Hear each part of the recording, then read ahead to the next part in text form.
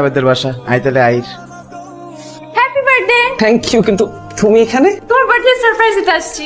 না না, সেটা ঠিক আছে, কিন্তু নিচে একটা কফি শপ আছে, বুঝছো? খুব ভালো। তুমি হলে 10 মিনিট বসো, আমার একটা ফ্রেন্ড আসছে, তোদের জাস্ট বিদায় দিয়ে আমি চলে আসতেছি। নিচে কি আসছে? আমি ইরা। আর তুমি? আমি শান্তা। তোমার এক্স? কে এক্স? আমি তোর প্রেজেন্ট গার্লফ্রেন্ড। তুমি প্রেজেন্ট গার্লফ্রেন্ড হলে আমি কি? প্লিজ 10 মিনিট নিচে ওয়েট করো, আমি বুঝছি। তুমি কি বুঝাবা? ইরা, তুমি কই যাচ্ছো?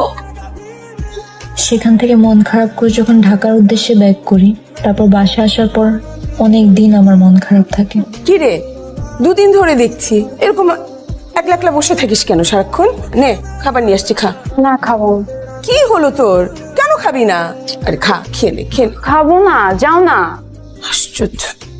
মন খারাপের মাঝে একদিন ফেসবুক স্ক্রল করতে গিয়ে দেখতে পাই আপনাকে টিউশন মিডিয়া থেকে ব্যান করা হয়েছে। সেটি দেখার পর নিজেকে আরো বড় অপরাধী মনে হতে থাকে। তারপর টিউশন মিডিয়াতে যাই, গিয়ে ওদেরকে সত্যটা বলি। বিশ্বাস করেন, এখানে রিফাত স্যারের কোনো দোষ নেই, সব দোষ আমার। I am very sorry about everything. শিক্ষকতা একটি মহান পেশা। আপনাদের মতো কিছু মানুষের ভুলের কারণে আজ মেধাবী শিক্ষার্থীরা এই পেশা থেকে দূরে সরে যাচ্ছে। চিরং ইউনিভার্সিটিতে ভর্তি হতে চেয়েছিলে কেন? আমার অনেক ইচ্ছা ছিল চিটাগং ইউনিভার্সিটিতে পড়ার। তো আমাদের বলিসনি কেন? আমি অনেকবার ট্রাই করেছি বলার, কিন্তু তোমরা তো কখনো বুঝোনি। তাই বলে ইফাতের নামে একটা মিথ্যা অপবাদ দিয়ে ওকে ছোট করবা? তুমি জানো রিফাতকে যে এজেন্সি থেকে আমরা হায়ার করছিলাম, তারা ফোন করে আমাকে অপমান করছে, বারবার জানতে চাচ্ছে রিজনটা কেন করলো এরকম। অ্যান্সার করো। তোমাদের একটা সমস্যা কি জানো? যে কোনো একটা ঝামেলার মধ্যে পড়লে জাস্ট সাইলেন্ট হয়ে থাকো। আর এই যে তুমি, হ্যাঁ, তোমার আজকাল পেয়ে পেয়ে ওরা সবাই এখন যে যার মতো ইচ্ছা তাই করছে। শোনো, আমার একটা ক্লিয়ার কথা বলে দেই, এই মেয়ে ঢাকা ইউনিভার্সিটিতে ভর্তি হবে, আর যদি ঢাকা ইউনিভার্সিটিতে চান্স না পায় তাহলে ওই যে বাসা পাশে ডিগ্রি কলেজ আছে ওইখানে পড়বে। দিস ইজ ফাইনাল, ওকে? বাবার কথা অনুযায়ী ঢাকা ইউনিভার্সিটির এডমিশন টেস্টের জন্য পড়াশোনা স্টার্ট করি। পড়াশোনার ফাঁকে ফাঁকে আপনাকে ফোনে ট্রাই করি। এর একটা কথা মনে রাখবে, পড়ালেখা মানে জীবনের জন্য প্রস্তুতি গ্রহণ করা নয়। এমন ভাবে পড়ো যেন পড়ালেখাই তোমার জীবন হয়ে ওঠে।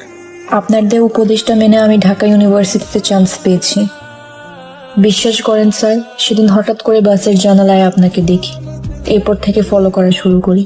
আপনাকে বিরক্ত করার কোনো ইচ্ছেই ছিল না আমার। আমি শুধু আপনার কাছে ক্ষমা চাইতে চেয়েছি। এই জন্য কয়েকদিন ধরে আপনাকে বিরক্ত করেছি। আমি কথা দিচ্ছি স্যার, আপনি আমাকে ক্ষমা করে দিলে আমি আর কোনোদিন আপনার সামনে আসবো না বা বিরক্ত করব না। আপনি যদি আমাকে ক্ষমা করে দেন তাহলে আগামীকাল বিকেলে আপনার সাথে আমি দেখা করতে চাই। তুমি আমাকে বলেছিলে যে আমি তোমাকে ক্ষমা করে দিলে তুমি আমার আশপাশে থাকবে না কখনো। জি।